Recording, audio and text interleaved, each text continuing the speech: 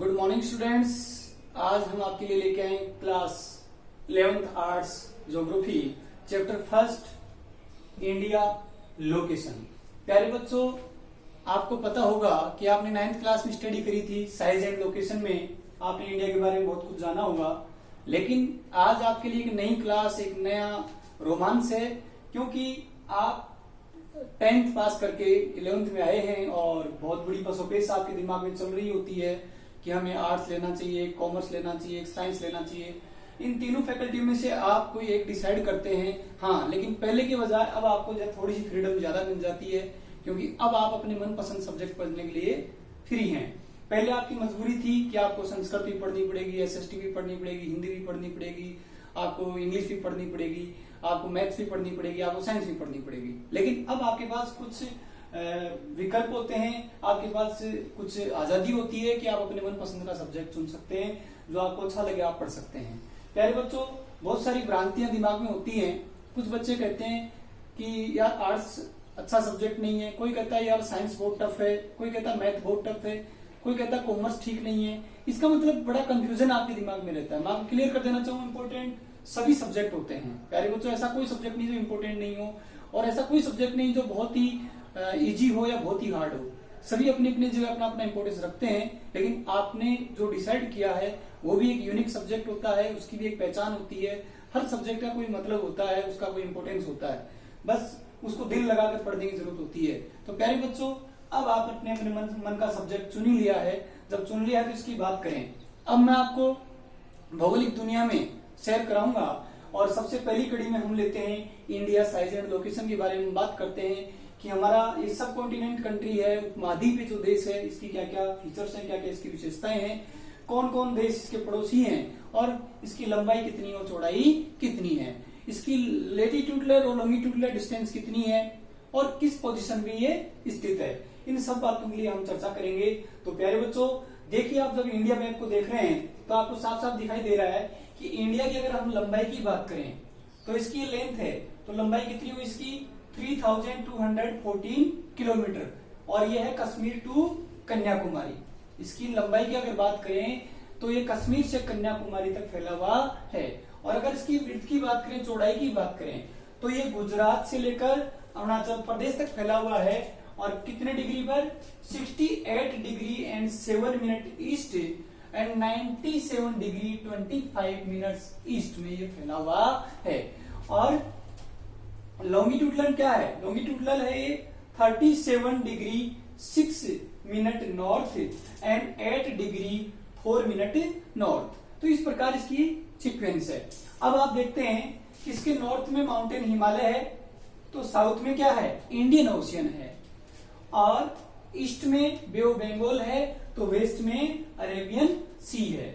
हम इसकी अगर स्ट्रेटेजिक इंपोर्टेंस की बात करें तो ये बहुत ही इंपॉर्टेंट इसलिए है क्योंकि दुश्मन को तीन तरफ से तो क्या मिलता है? हमें वाटर मिलता है, पानी मिलता है ओशन में, ताकि वो आसानी से अटैक ना कर सके। नॉर्थ साइड में माउंटेन हिमालय जैसा एक बैरियर है, जो दुश्मन को या जो साइबेरिया की तरफ से आने वाली जो कोल्ड विंड्स हैं या ठंडी हवाएं हैं, उनको आने से हमारे यहाँ रोकता है। तो प्यारे बच्चों, बहुत ही इंपोर्टेंस है हमारे भारत का। अब बात करें पड़ोसी देशों की, तो देखिए, यहाँ पाकिस्तान है, यहाँ चाइना है, यहाँ नेपाल है, यहाँ भूटान है, यहाँ म्यांमार बर्मा जिसको पहले बोलते थे, और यहाँ बांग्लादेश है। तो ये हमारे कुछ पड़ोसी देश हैं। और नीचे की साइड देखें आप साउथ में, तो श्रीलंका है। तो ये हमारे कुछ पड़ोसी देश हैं, नेबर कंट्री हैं। इनसे भी हमारे रिलेशन अच्छे हैं। अगर हम बात करें पाकिस्तान और चाइना को छोड़कर, तो करीब करीब सभी देशों से हमारे रिलेशन अच्छे हैं। अब हम बात करें कि हमारी लोकेशन की बात करें तो इंडिया कितने डिग्री लैटिट्यूड और कितने डिग्री लॉन्गिट्यूड के अंदर फैला हुआ है। तो सबसे पहले ये जानना होगा आपका कि लॉन्गिट्यूड क्या होते हैं और लैटिट्यूड क्या होते हैं। मैंने दो डायग्राम आपको दिखाने के लिए बनाए हैं। तो आप ऊपर वाले डायग्राम को देख रहे हैं, जिसमें खड़ी लाइन आपको नजर आ रही है, ये कहलाती है लॉन्गिट्यूड। लॉन्ग लॉन्ग लॉन्गिट्यूड हम बात करें तो ये लॉन्ग लॉन्ग जो होती है वो क्या होती है? लॉन्गिट्यूड होती है। इन्हें हम बोलते हैं देशांतर रेखाएं। और जो ये बिल्कुल लेटीट्यूड लेटिव पोजीशन में है, इन्हें क्या कहते हैं हम? अक्षांश, लेटीट्यूड। प्यारे बच्चों, इन दोनों लाइनों का जो ग्रिड होता है, जो जाल होता है, वो अपनी जगह अपना इंपॉर्टेंस रखता है। मैं आपको बता दूं कि लॉन्गिट्यूड जो लाइन होती है वो डिनोट करती है टाइम को, क्योंकि 1 डिग्री हम जब ईस्ट की तरफ चलते हैं तो 4 मिनट टाइम इंक्रीज हो जाता है, और 1 डिग्री अगर हम वेस्ट की तरफ चलते हैं तो 4 मिनट टाइम कम हो जाता है, माइनस हो जाता है, डिक्रीज हो जाता है। तो 0 डिग्री ग्रीनविच लाइन से हम ईस्ट साइड चलेंगे तो पर डिग्री 4 मिनट समय बढ़ता चला जाएगा, और 0 डिग्री ग्रीनविच लाइन से अगर हम वेस्ट की तरफ चलेंगे तो पर डिग्री 4 मिनट समय घटता चला जाएगा। तो ये हुआ हमारे लॉन्गिट्यूड लाइन। लेटीट्यूड लाइन की बात करें तो अक्षांश, ये हमारे क्लाइमेट जोन को दिखाता है। इससे हम किसका पता लगाते हैं? क्लाइमेट जोन को, क्योंकि ये क्या है? इक्वेटर लाइन है, और इक्वेटर लाइन जो होती है वो ये तय करती है कि यहां पर सनरेज जो है सीधी पड़ती है, इसलिए यहां तक का जो टेम्परेचर जोन है वो क्या होता है? बहुत ज्यादा गर्म होता है, हॉट होता है। लेकिन जैसे जैसे हम आगे बढ़ते हैं तो यहां पर हमारी सनरेज जो है वो तिरछी पड़ती है, इसलिए यहाँ टेम्परेचर कम होता है दोनों दिशाओं में। तो यहाँ टेम्परेचर, फिर आगे चलते हैं तो हम नॉर्थ पोल और ये साउथ पोल, तो इधर आने के बाद सूर्य की किरणें लगभग न के बराबर पहुंचती हैं, और यहाँ हमेशा स्नोफॉल होता रहता है या स्नो जमी रहती है, बर्फ जमी रहती है। तो इस प्रकार हमारे लेटीट्यूड लाइनों से हम पता लगाते हैं हमारे क्लाइमेट का, हमारे जलवायु का, और लॉन्गिट्यूड लाइनों से पता लगाते हैं हमारे टाइम का। प्यारे बच्चों, हम बात कर रहे हैं फिजिकल ज्योग्राफी में कि भौतिक भूगोल में और क्या क्या बातें इसके द्वारा बताई जाती हैं। तो इंडिया के अंदर जब लेटीट्यूड और लॉन्गिट्यूड पोजीशन के बाद हम देखते हैं कि इतने बड़े भारत में हम 68 डिग्री 7 मिनट से लेकर 97 डिग्री 25 मिनट तक चलते हैं, तो लगभग अप्रोक्सीमेटली 2 आवर्स का क्या आता है? डिफरेंस आता है। तो अगर एक ही देश में 2 घंटे का डिफरेंस होगा, अगर यहां पर 10 बजे होंगे तो यहां पर 8 बजे होंगे, तो ये 2 घंटे का डिफरेंस होगा तो अच्छा नहीं लगेगा। तो इस प्रॉब्लम को हमने सोल्व करने के लिए क्या किया? हमने एक स्टैंडर्ड मेरिडियन लाइन बनाई जो भारत को बीचों बीच से काटती हुई 82 डिग्री 30 मिनट के ऊपर बनाई गई।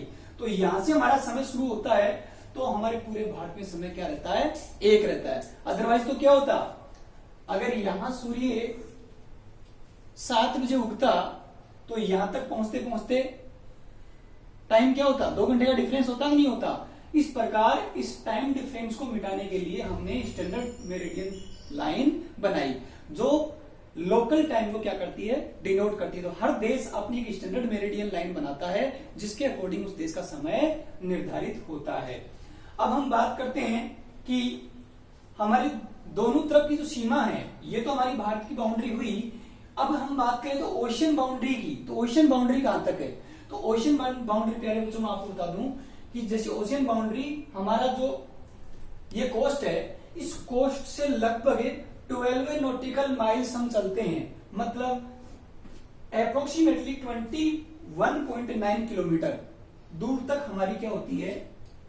बाउंड्री होती है, ओशियन बाउंड्री होती है। यहां तक हम हमारी जहाज को चला सकते हैं, हम यहां से कोई भी मिनरल्स निकाल सकते हैं, हमें किसी की इजाजत लेने की जरूरत नहीं होगी। लेकिन 12 नॉटिकल माइल से आगे जाकर कोई मिनरल्स हम निकालते हैं तो हमें यूएनओ की परमिशन लेनी पड़ती है। तो इसी प्रकार यही 12 नॉटिकल इधर और यही 12 नॉटिकल नीचे की साइड में, तीनों दिशाओं में 12 नॉटिकल माइल्स तक हम कोई भी मिनरल्स को एक्सट्रैक्ट कर सकते हैं, कोई भी उसका यूज कर सकते हैं। लेकिन उसके आगे जाने के बाद हमारे पे कानूनी कार्रवाई हो सकती है। अगर हमें करना भी है किसी देश के साथ तो हमें परमिशन लेनी होती है। अब हम बात करें कि बे ऑफ बंगाल के अंदर हमारे यहाँ नीचे की तरफ देख रहे हैं आप, यहाँ अंडमान और निकोबार आइलैंड हैं, ये भी भारत के ही हैं। तो अंडमान निकोबार आइलैंड समूह है। इधर चलते हैं तो वेस्ट साइड में आपका अरेबियन सी में लक्षद्वीप है, इसमें बहुत सारे छोटे छोटे द्वीप हैं, बहुत सारे आइलैंड है, तो ये भी हमारे भारत के ही हिस्से में आते हैं। तो इस प्रकार प्यारे बच्चों, ये भारत का एक नॉर्मल इंट्रोडक्शन हुआ। बाकी हम नेक्स्ट चैप्टर में इसके बारे में और डिटेल से जानकारी प्राप्त करेंगे। तो ये हमारा प्यारा भारत हुआ। आई होप कि आप बहुत अच्छे से समझ चुके होंगे इस चैप्टर को, और आपको और भी जो है इंटरेस्ट आने लगेगा जैसे जैसे आप इनके चैप्टर पढ़ते चले जाओगे। और मैं समझता हूं कि आपने सब कुछ इससे जान ही लिया होगा। बाकी हम नेक्स्ट क्लास में डिस्कस करेंगे। Thank you.